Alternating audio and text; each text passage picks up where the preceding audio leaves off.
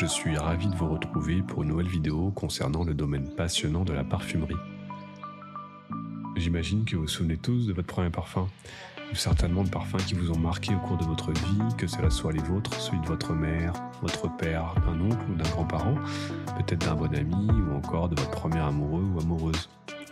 Et bien dans cette vidéo, je vais partager avec vous mes premiers parfums, car ils ont certainement contribué à développer ma passion pour ce domaine. Vous verrez que certains d'entre eux ont encore du succès actuellement. Les deux premiers parfums dont je me rappelle sont Acier de Bourgeois, que j'ai eu quand j'étais enfant à l'école, et ensuite Legendary Harley Davidson de Harley Davidson, qui je crois lui n'est plus vendu aujourd'hui. Ces deux parfums qui étaient vendus en centres commerciaux, donc plutôt accessibles d'un point de vue prix, ce qui est mieux quand on est jeune. Pour la suite de cette vidéo, je vais vous parler plus en détail de parfums de plus grandes marques que j'ai eu également et qui eux sont vendus en parfumerie. J'ai acheté mon premier parfum de marque dans les années 90, j'étais au collège à cette époque, et il s'agissait de Best of Chevignon de la marque Chevignon, qui était aussi connue pour ses fameuses doudounes à l'époque. C'est un parfum de type Hespéridé aromatique pour homme, qui a été lancé en 1995. Ses notes de tête sont de la bigarade, feuilles de bananier, mandarine et bergamote, et les notes de fond sont poivre blanc, cèdre et bois de santal. Et pour ceux qui ne savent pas ce que c'est que la bigarade, j'avoue moi le premier avant d'avoir fait des recherches, il s'agit d'une variété d'orange amère qui est utilisée en cuisine, en confiserie et en parfumerie. Un des slogans pour présenter ce parfum, c'est une fragrance fraîche et accessible pour capturer le best-of de la vie. Effectivement, c'était un parfum plutôt sympa. Mon premier parfum de marque qui n'était pas très cher à l'époque, je dirais moins de 200 francs, soit moins de 30 €, et qui était plutôt assez facile à porter. Aujourd'hui, c'est un parfum que j'ai encore, mais que je mets très rarement.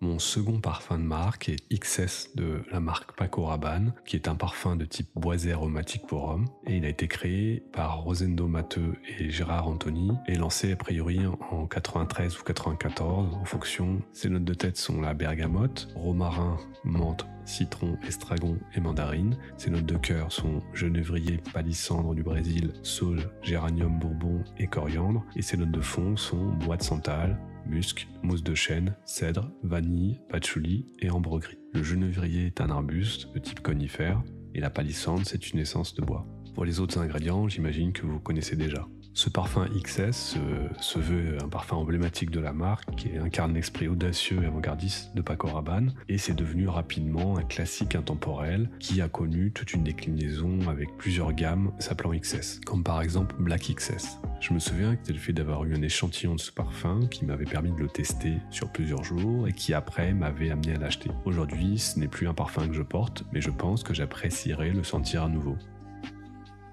Le troisième parfum de marque que j'ai eu est le Mâle de la marque Jean-Paul Gaultier.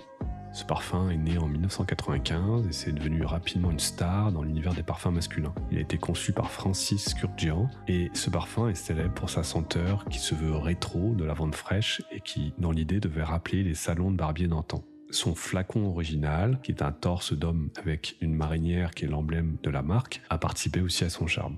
Et j'avoue, à l'époque où je l'ai acheté, que j'appréciais ce flacon. Ce parfum, c'est un parfum ambre fougère qui a des notes de lavande, de menthe, de cardamome, de bergamote, de cannelle, de fleurs d'oranger, de vanille et de bois de santal. Vous noterez que dans la composition de ce parfum rentre également la bergamote qui était également présent dans les deux précédents. Ainsi, vous verrez si c'est le cas dans le prochain que je vais vous présenter. C'est également le fait d'avoir eu un échantillon de parfum qui m'a amené à l'acheter. Par contre, j'avoue que c'est un parfum qui, au bout de quelques mois, m'a vite lassé parce que je trouvais que son odeur était trop forte. Et c'est un parfum que je ne porte plus du tout actuellement. Un peu plus récemment, j'avais racheté une déclinaison de ce parfum qui s'appelle Le Beau Mâle, et c'est pareil, ce parfum m'a assez vite lassé.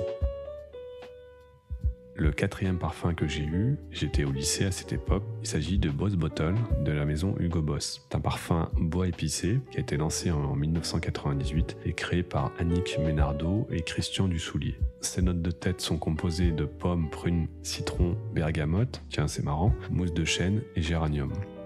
Ses notes de cœur sont cannelle, acajou et œillet, et ses notes de fond sont vanille, bois de santal, cèdre, vétiver et olivier. Ce parfum se voulait être le synonyme de l'élégance masculine par excellence, qui incarnait à la fois la classe et la virilité de l'homme, et c'est censé être la fragrance d'un homme d'affaires dynamique qui allie modernité et charisme. Aujourd'hui, ce parfum Boss Bottle a été le plus gros succès de la maison Hugo Boss, et d'ailleurs il a connu de nombreuses déclinaisons où la bouteille d'origine, qui est une bouteille en verre transparente qui permet de boire le jus, qui est de couleur jaune, a été reprise pour ses déclinaisons avec des couleurs différentes. Pour vous citer quelques déclinaisons, nous avons Boss Bottle Absolute, Boss Bottle Infinite, Boss Bottle Oud Saffron, Boss Bottle Oud Aromatique, Boss Bottle United. Vous aurez peut-être remarqué que ce parfum a eu plusieurs égéries masculines très connues, comme Ryan Reynolds, Gerard Butler et plus récemment Chris Hemsworth. Aujourd'hui, c'est un parfum que j'ai encore, que j'ai récemment redécouvert et que j'apprécie beaucoup. Mon parfum suivant fut Fahrenheit de Dior. C'est un parfum de type aromatique fougère pour homme qui a été lancé en 1988. Son nom a été emprunté au degré Fahrenheit, qui est une unité de mesure de température et qui a été proposé par le physicien allemand Daniel Gabriel Fahrenheit en 1724. Ce parfum a été créé par Jean-Louis Sieuzac, Michel Albérac et Maurice Roger. Ses notes de tête sont de la fleur de muscadier, de la lavande, cèdre, camomille, mandarine, aubépine, bergamote et citron. Ses notes de cœur sont feuilles de violette, noix de muscade, cèdre, bois de santal, œillet, chèvrefeuille, jasmin et muguet. Et ses notes de fond sont cuir, vétiver, musc, ambre, patchouli et fèves de tonka. Vous aurez remarqué qu'il y a encore cette fameuse bergamote.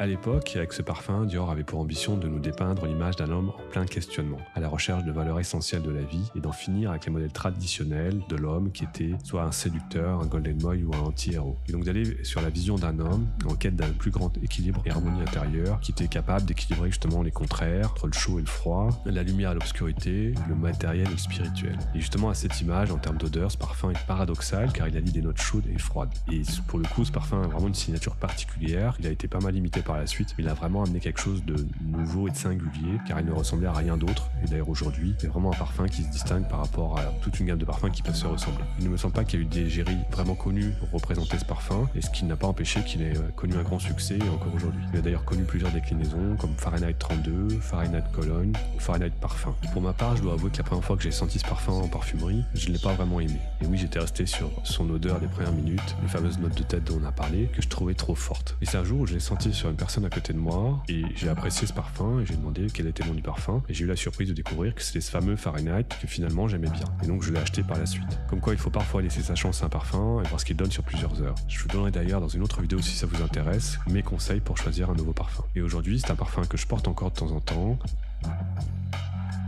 Mon parfum suivant a été Céline pour homme de la marque Céline. C'est un parfum de type boisé épicé qui a été lancé en 2001 et le nez derrière ce parfum c'est Annick Ménardeau. Ses notes de tête sont noix de muscade, cannelle et mandarine. Ses notes de cœur sont noisette, géranium et agave. Ses notes de fond sont cèdre, racine de vétiver et musc. C'est un article dans un magazine qui à l'époque m'a fait m'intéresser à ce parfum que je suis après allé tester en parfumerie car je ne connaissais pas la marque à ce moment. C'est un parfum qui je trouvais avait un côté féminin. Je suis pas sûr qu'il ait eu un grand succès. Je me souviens de pas avoir connu quelqu'un d'autre que moi qui portait ce parfum, mais l'intérêt c'est que ça me permettait de me distinguer en portant une fragrance que je ne sentais pas sur les autres. Aujourd'hui j'ai encore un flacon qui a quelques années mais j'avoue que je ne le porte plus actuellement. Et il me semble que malheureusement il n'est plus commercialisé aujourd'hui. En effet, la gamme de parfums de la marque Céline a complètement changé pour se tourner plus vers de la haute parfumerie, car les parfums sont désormais proposés directement par la marque dans leur magasin, comme d'ailleurs pour la maison Louis Vuitton qui appartient au même groupe. Et les tarifs sont aujourd'hui plus élevés que celui du parfum dont je vous parle, car pour un parfum de la gamme Céline actuellement on est sur 230 € pour 100 ml. La marque propose aujourd'hui une gamme de 11 parfums unisex qui a été supervisée par le directeur artistique de la marque qui est Eddie Sliman. Et moi j'ai eu l'occasion d'en tester plusieurs et je trouve qu'ils sont plutôt réussis, et notamment le haut de Californie avec ses essences de Palo Santo. Je trouve qu'effectivement en termes d'odeur, comme la gamme Louis Vuitton dont je pourrais vous reparler dans une autre vidéo si ça vous intéresse, on est vraiment sur des parfums qui ont une senteur haut de gamme. Le prochain parfum dont je vais vous parler, qui sera d'ailleurs le dernier de cette série, c'est Image de la marque Cerruti. Alors après avoir sorti le parfum Cerruti 1881 en 1990, Nino Cerruti souhaitait proposer un second parfum pour homme, et c'est ainsi qu'en 1998 est sorti ce Cerruti Image. À l'époque il se voulait un parfum classique mais utilisant des accords novateurs, voire même futuristes, et la créatrice Ursula Vandel souhaitait ainsi proposer la vision de l'homme moderne du futur millénaire. Donc l'ambition de ce parfum c'était d'incarner les valeurs essentielles de cette gente masculine nouvelle. On était à la fin des années 80 90, début 2000. D'ailleurs, son slogan, c'était « Dessinez vos rêves ». Cerutti Image est un parfum de type aromatique. Ses notes de tête sont poire, feuilles de bananier, prune et poivre. Ses notes de cœur sont cyprès, feuilles de figuier, jasmin et gaillac. Et ses notes de fond sont vétiver de Tahiti, musc, cèdre, bois de santal, patchouli et ambre. C'est un parfum que je possède encore, mais que je ne porte que très rarement. Et bien que ce soit un parfum que j'ai apprécié, je pense qu'il n'est pas devenu un incontournable de la parfumerie, comme l'est par exemple Fahrenheit, dont on a parlé un petit peu avant. Si je devais le décrire, je dirais que c'est un parfum masculin, mais avec tout de même une certaine douceur, qui est frais, mais pas froid, et avec un côté un peu fruité, végétal, légèrement poivré, et qui sent le propre. D'ailleurs un peu comme Chrome d'Azzaro, si vous connaissez. Voilà, cette vidéo touche à sa fin. Merci de l'avoir regardée, j'espère qu'elle vous a plu. Si c'est le cas, n'hésitez pas à la liker, à partager vos commentaires et à vous abonner à la chaîne. Vous pourrez d'ailleurs me dire en commentaire s'il y a un parfum particulier que vous souhaitez que je présente en détail par la suite. Je pourrais faire une série sur les parfums féminins que j'apprécie. De nouvelles vidéos vont suivre sur ce domaine passionnant qu'est le monde du parfum. À bientôt les amis!